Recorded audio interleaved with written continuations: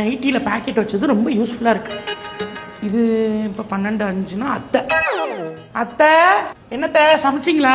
சாப்பிட்டீங்களா? காலையில் என்ன சாப்பிட்டீங்க?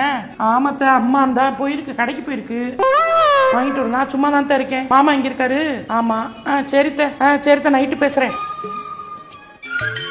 மணி இப்போ 2:30னா மாமா மாமா சாப்பிட்டீங்களா? மாமா என்ன குழம்பு? இங்க வந்து மீன் குழம்பு வச்சாங்க அம்மா. நீங்க வா, நீங்க சாப்பிட்டீங்களாக்கா? மாமா மாமா சரி மாமா வச்சிடுறேன். அண்ணி என்ன அண்ணி பண்ணிக்கிறீங்க? அவன் என்ன இப்போ டார்ச்சர் பண்றானா?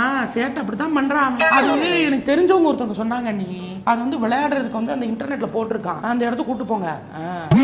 அக்கா ஆமாக்கா நாளை கழிச்சு வந்துருவோம்க்கா. என்ன பண்ண சொல்றீங்க? குரங்குக்கு வாக்கப்பட்டா மரத்துக்கு மரம் தாவிதான் ஆகணும், கழுதைக்கு வாக்கப்பட்டா காலத்துக்கு மிதிச்சு தானே ஆகணும். என்ன பண்றது? ஆமா நீங்க எப்ப போறீங்க? ஷெட்யூல்லாம் கரெக்டா போட்டிருக்கீங்களா?